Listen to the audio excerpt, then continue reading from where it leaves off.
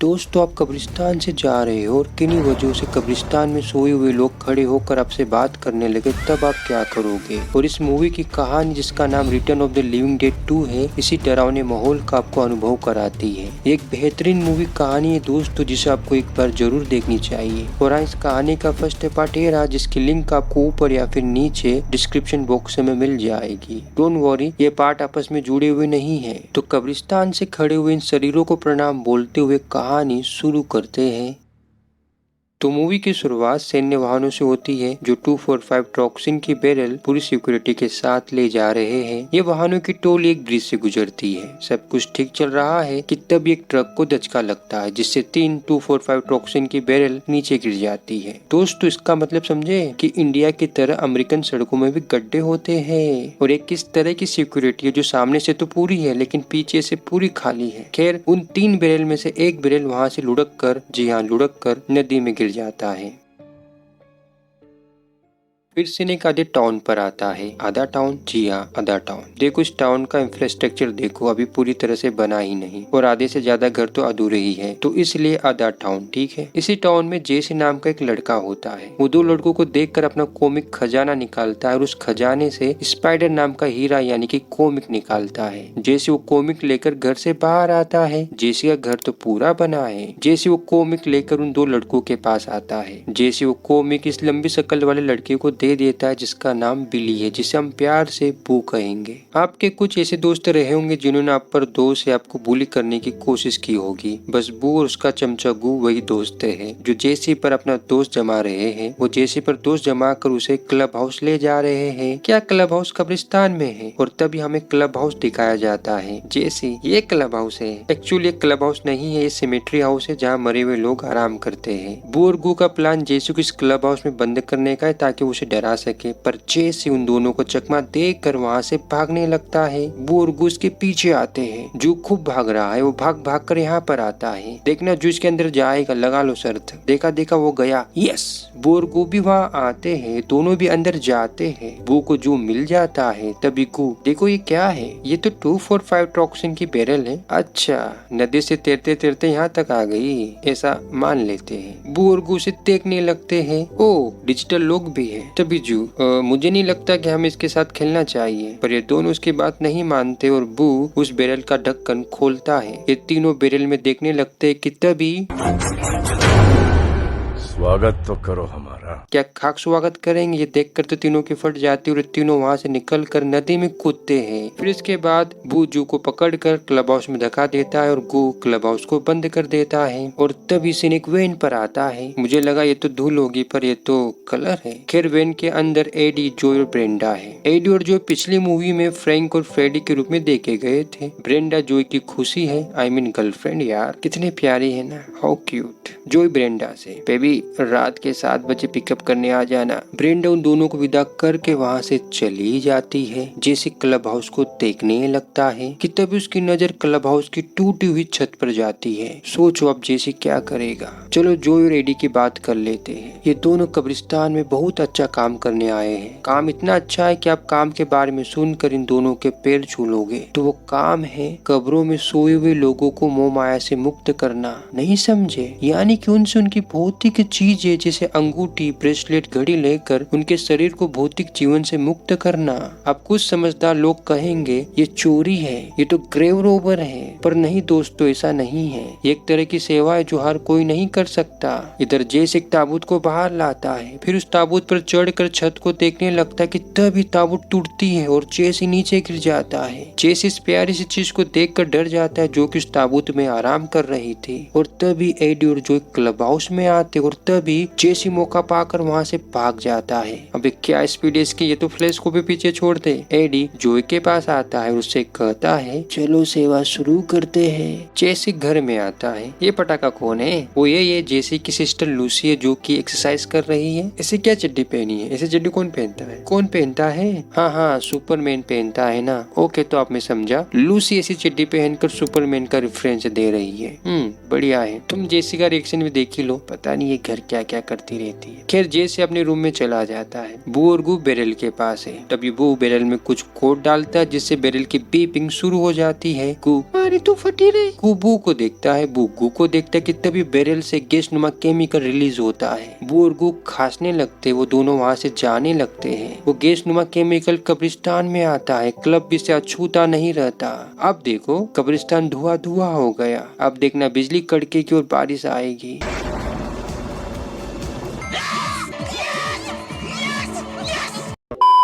वो धुआं पानी से रोमांच करके अपना रंग बदल लेता है। अब वो धुएं पानी का रोमांच कब्रिस्तान की कब्रों में जाने लगता है और हाँ क्लब हाउस में भी आता है, जहाँ पर एडी और जोय अपनी सेवाएं ताबूतों में सोए हुए लोगों को दे रहे हैं। अब जरा सेवाएं देखिए। एडी कितने प्यार से गले की माला निकाल रहा है। गलती गले की है कि वो कट गया, पर फिर भी एडी अपनी करुणा दिखाता है। वो उस कटी हुई मुंडी को अपने बैग में रख लेता है। फिर इसके बाद वो कितनी स्मूथ तरीके से अंगूठी निकालता है।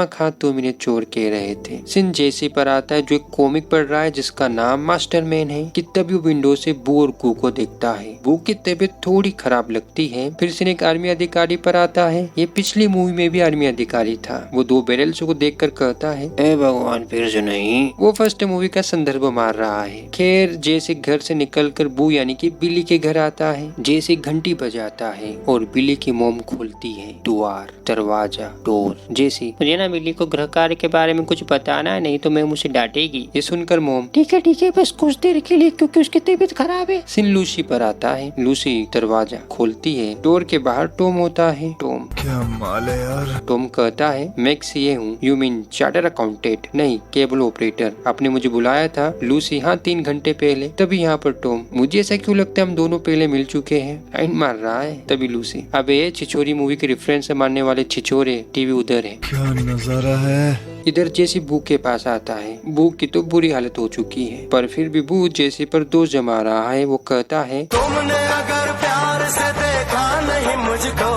नहीं ऐसा नहीं बोलता। वो कहता है अगर तुमने उस चीज के बारे में किसी को भी बताया तो मैं तेरी जीत तोड़ दूंगा। सोचो अगर आप 14-15 साल के लड़के होते तो आप ऐसी सिचुएशन में क्या करते। मैं और आप शायद घर जाते और सो जाते, पर जेसी ऐसा नहीं करता। वो फिर से उस जगह पर जाता है, पर पूरी तैयारी के साथ। कितना समझदार है। और इसी एज के मेरे गांव के लड़के लड़कियों को ताड़ रहे हैं। पता नहीं मेरे गांव का क्या होगा। खैर जेसी बैरल के पास आ रहा है। वो बैरल के पास आ चुका है। वो बैरल पे लिखे नंबर लिख लेता है। तभी उसे कुछ दिखता है। ये क्या है। ये तो बैरल वाली चीज है ना। ये देखकर तो जेसी की फट के 4 हो जाती है। वो वहाँ से भागने लगता है। वो केव से बाहर आ जाता है। वो चीज भी बाहर आती है और जेसी यहाँ पर छिपा है। और जैसे उसे मौका मिलता है तो उस चीज को नदी में धका देता है। जेसी कब्रिस्तान से होते हुए घर आ रहा है। वो एक जगह बैठ कर आराम करने लगता है कि तभी ऐसा कुछ होता है। ये देखकर जेसी एकदम जोर से भागता है। और यहाँ से स्टार्ट होता है इस मूवी का सबसे बेहतरीन सीन, जहाँ कब्रों में सोए हुए लोग खड़े हो रहे हैं। ये सीन काफी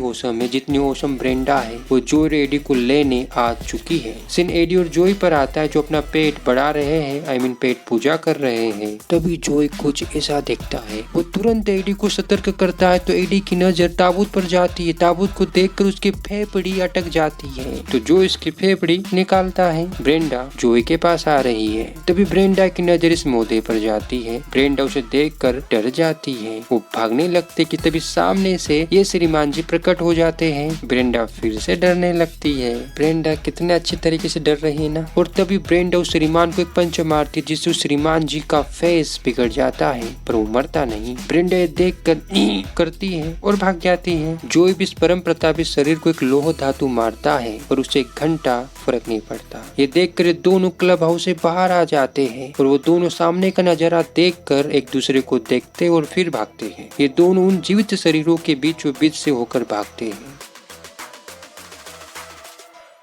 और बीच बीच में ना जो ऐसे उन जीवित शरीरों को थोड़ा थोड़ा मार भी देता है। तभी इन दोनों को ब्रेंडा मिल जाती है। ऐसे तुम मिले हो जैसे मिल रही हो इत्र से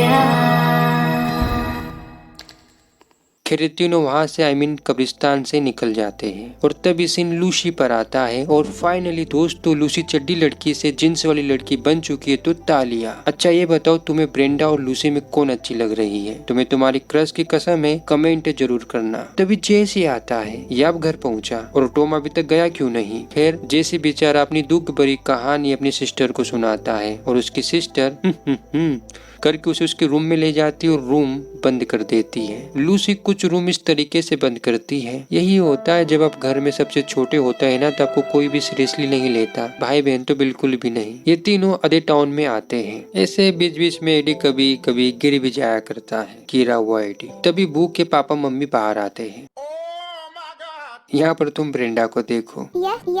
अरे कितने प्यारे रिएक्शन दे रही है। खैर जोई पापा को कब्रिस्तान वाली बातें बताता और तभी उन्हें जीवित शरीरों की चिल्लाने की आवाज आती है। तो ये सुनकर तीनों वहाँ से भाग जाते हैं। पापा अंदर चला जाता है पर मम्मी देखो तो सही क्या हो रहा है। पर पापा अरे चल। इधर जेसी रूम में दुआ करता है जिससे घर का फायर अलार्म बजने लगता है। क्या बचपन के बच्चे ऐसे होते थे। खैर लूसी जल्दी से जेसी के रूम की तरफ आती है और वो जैसे द्वार खोलती है तो जेसी भागकर दूसरे रूम में चला जाता है और खुद को बंद कर लेता है। तभी वहाँ पर टॉम आता है। अरे कब जाएगा यहाँ से? लगता है लूसी को पटा कर ही जाएगा। जेसी फोन करता है। कहा? आर्मी विभाग में। तभी उधर से उत्तर आता है कि श्रीमान छोटू जी लाइन पर बने रहिए, आपके फोन को ट्रांसफर किया जा रहा है। लूसी टॉम से अरे तुम कुछ करते क्यों नहीं? तभी टॉम ठीक है मैं करता हूँ, मेरा कुछ सामान बाहर है मैं लेकर आता हूँ। टॉम अपनी वैन के पास आता है। वो वैन से अपना सामान लेकर वहाँ से चल देता है और ऐसा करते उसे तीनों देख लेते हैं। ये तीनों उस वैन की तरफ जाने लगते हैं। जेसी इंतजार कर रहा है। ये तीनों वैन में बैठ जाते हैं। जोई को खांसी आती है। खैर जोई वैन चलाने लगता है। टॉम वैन चलने की आवाज सुनकर बाहर आता है। जोई हड़बड़ी में वैन चलाने लगता है। तभी अचानक सामने एक लेडी आती है जो इस लेडी को उड़ाते हुए वैन को इस टेलीफोन बॉक्स में ठोक देता है और तभी सैन्य अधिकारी जेसी से बात करने लगता है। पर तब तक जेसी का फोन डेड हो जाता है और इनके बीच कोई टॉकिंग नहीं होती। ये तीनों उस वैन से बाहर आकर उस लेडी को देखने जाते हैं। पापा भी आवाजें सुनकर बाहर आ जाता है। वो सबसे पहले उस लेडी के पास पहुंच जाता है। वो उसे देखने लगता है कि तभी वो लेडी खड़ी होकर उसका माथा चूम लेती है। बाय द वे सारे चलते फिरते जीवित शरीर जीवित लोगों का दिमाग खाते हैं। बोलने के लिए नहीं, सच में दिमाग खाते हैं।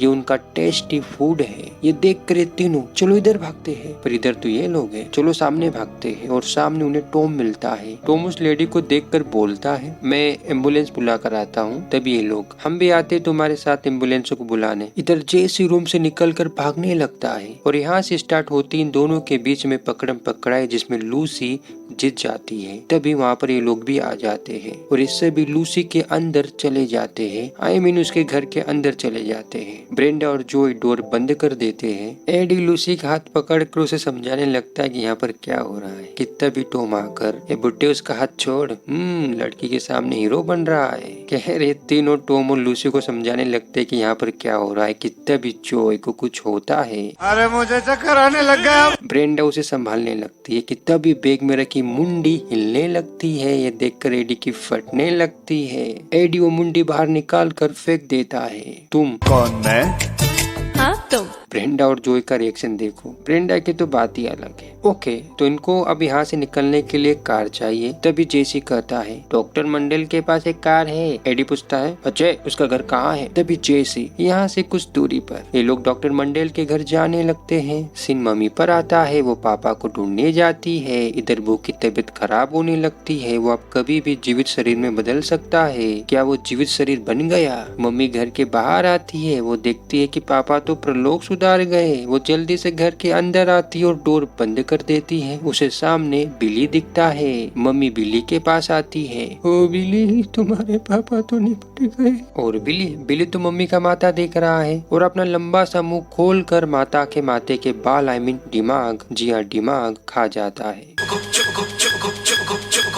इधर ये लोग डॉक्टर मंडेल के घर आ जाते हैं। जैसे डॉक्टर मंडेल को बुलाता है, ये तो बुड्ढा है। ये लोग मंडेल को बताते हैं कि टाउन में क्या चल रहा है। वो कहते हैं हमें आपकी कार चाहिए ताकि हम और आप यहाँ से निकल सके। वो प्राण रहित जीवों की सेना इनकी तरफ बढ़ रही है। चलने का तरीका अद्भुत है। और तब तक ये लोग कार में बैठ चुके होते हैं। तभी ये लोग आ जाते हैं। वही तो सोचो, लिविंग डेड की मूवी चल रही और अभी तक कोई विंडो नहीं टूटी। चलो ये शुभ कार्य भी हो ही गया। फिर क्या था, टॉम कार भगाता है, खतरनाक तरीके से भगाता है। सामने जीवित शरीर है पर टॉम उनके बीचों बीच में से कार निकाल रहा है। यहीं पर जैसे की मुलाकात बू से भी हो जाती है। खैर बू और जीवित शरीर पीछे छूट जाते हैं। अब जोई और एडी की तबीयत खराब होने लगती है क्योंकि भाई लोग ये भी तो उस केमिकल के स्पर्श में आए थे। तो टॉम कार को हॉस्पिटल में लाता है पर हॉस्पिटल पूरी तरह से खाली है और फोन भी डेड है। रुको, हमारे पास डॉक्टर तो है, डॉक्टर मंडेल। तो डॉक्टर मंडेल इन दोनों का चेकअप करेगा और तुम ब्रेंडा का रिएक्शन देखो।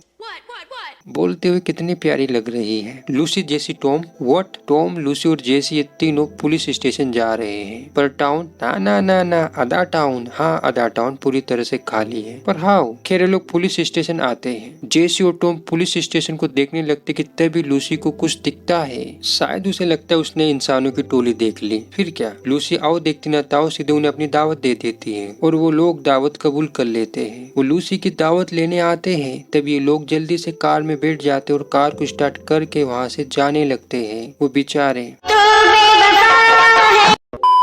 रास्ते में लूसी को उसके दादाजी का घर दिखता है तो टॉम से कार रोकने को कहती है और टॉम कार रोक देता है। लूसी घर में जाती है। लूसी यहाँ से बंदूकें ले लेती है। ये तेरी और ये मेरी। जेसी को अपनी बंदूक पसंद नहीं आती तो वो बंदूक परिवर्तित कर लेता है। खैर ये लोग फिर से हॉस्पिटल में आ जाते हैं पर स्टिंगू को कुछ खुरापाती सोचता है। वो बेसमेंट में जाता है। इधर मंडेल बताता है कि ये लोग मर चुके हैं। जी हाँ, मर चुके हैं क्योंकि इनकी हार्ट बीट बंद है, वो ब्रीदिंग भी नहीं कर रहे और इनकी रेटिना एकदम स्टेबल है और इनके रिफ्लेक्सेस तो है ही नहीं। टेक्निकली ये लोग मर चुके हैं। जेसी बेसमेंट में आता है। वो माइक को देखकर हाँ ये लोग बोलता है कि तभी ये श्रीमान जी प्रकट हो जाते हैं। इन्हें इनकी जादुई शक्ति दिमाग सूंघने की शक्ति बताती है कि आसपास कोई स्वादिष्ट दिमाग है। तभी जेसी देखने लगता है कि वो गया कि नहीं, पर वो सामने होता है। मम्मी मरी गयो। श्रीमान दिमाग और उनके बीच में आने वाली बाधा को तोड़ देता है। तभी जेसी बंदूक निकाल कर श्रीमान जी पर चलाता है जिससे दोनों गिर जाते हैं। गोली की आवाज मेरी ब्रेंडा और तुम्हारी लूसी सुन लेती है। जेसी खड़ा होकर उसे देखने लगता है। श्रीमान जी अभी हम जिंदा हैं। ये देखकर जेसी वहाँ से भाग जाता है पर भागने का कोई रास्ता नहीं है बच्चू। वो आ रहा है, वो आ चुका है। और तभी टॉम और लूसी की एंट्री होती है और तुम्हारी लूसी शॉट गन से श्रीमान जी को शॉट कर देती है। फिर ये तीनों वहाँ से निकल जाते हैं। मेरी ब्रेंडा जोई को यहाँ से ले जा रही है। एडी भी उसके पीछे आने लगता है तो मंडेन उसे रोकने लगता है तो एडी मंडेन का माथा खंडन कर देता है और वो ब्रेंडा के पास आकर कार में बैठ जाता है। ब्रेंडा मंडेल की कार ले जाती है। ये लोग क्या करेंगे? ये तीन लोग हैं, यानी कि तीन तिगड़ा काम बिगड़ा। एडी और जोय अब कभी भी उन जीवित शरीरों में बदल सकते हैं जो मेरी ब्रेंडा के लिए अच्छा नहीं होगा। तभी हमें तीन सैनिक अधिकारी दिखाए जाते हैं। ये भी तीन हैं। उनके अनुसार उन्होंने इस टाउन को पूरी तरह से खाली कर दिया है। ओह, तो इसीलिए टाउन में इनके अलावा और कोई नहीं दिख रहा। तभी वहाँ पर ब्रेंडा आती है। मेरी ब्रेंडा उन तीनों अधिकारियों को बताती है कि उसके और उसके साथियों के साथ क्या हो रहा है और तभी एडी कार से बाहर आ जाता है। अब एडी बन चुका है KDB यानी कि खतरनाक डेड बॉडी। तभी एक सैनिक मेरी ब्रेंडा को पकड़ने लगता है। ये भयानक दृश्य देखकर मेरी आत्मा एडी में चली जाती और कहती है, तूने मेरी ब्रेंडा को छुआ, मैं तेरे बालों वाला माथा ही खा जाऊंगा। ये देखकर दो सैनिक एडी पर गोलियों की बारिश कर देते हैं। कितनी अच्छी डरती है मेरी ब्रेंडा। एडी नीचे गिर जाता है पर एडी खड़ा होता है। ओ माय गॉड, अब पता चला अंडरटेकर ने यहीं से कॉपी मारा। ये देखकर वो दो सैनिक वहाँ से भाग जाते हैं और मेरी प्यारी ब्रेंडा भी वहाँ से चली जाती है। एडी अकेला रह जाता है तो एडी करता है दिमाग पार्टी, पर एडी ब्रेंडा को बचाने के लिए थैंक यू। फिर हमें टॉम और बाकी के लोग दिखाए जाते हैं। एक शरीर मोदे कुत्ते के पीछे कुत्ते का दिमाग खाने के लिए भाग रहा है। तो ये देखकर टॉम भैया का एनिमल प्रेम जाग जाता है और वो उस शरीर मोदे को उड़ा देता है जिससे शरीर मोदे इलेक्ट्रिक बोर्ड से टकराता है और फाइनली मर जाता है। अच्छा, इन्हें इस तरीके से मारा जा सकता है, डायरेक्टर साहब ये कहना चाहते हैं। सीन जोई पर आता है। अब जोई भी बन चुका है जीवित शरीर। ये देखकर ब्रेंडा कार रोकती है और कार से निकलकर भागने लगती है। कितने प्यारे तरीके से भाग भाग रही है मेरी ब्रेंडा। ब्रेंडा भागते हुए चर्च में जाती है। जो इसके पीछे वहाँ आ जाता है। जो यहाँ पर अपने प्रेम का वास्ता देते हुए कहता है मेरे से नहीं बोला जाएगा, पर काम का दस्तूर है, बोलना तो पड़ेगा। ब्रेंडा मेरे पास आओ, मुझे तुम्हारे दिमाग से प्यार करना है। और फाइनली मेरी ब्रेंडा अपने दिमाग को सेक्रीफाइस करने के लिए तैयार हो जाती है। पर इससे पहले तुम मेरी ब्रेंडा का आखिरी बार का रिएक्शन देखो। जो दिमाग खाता है।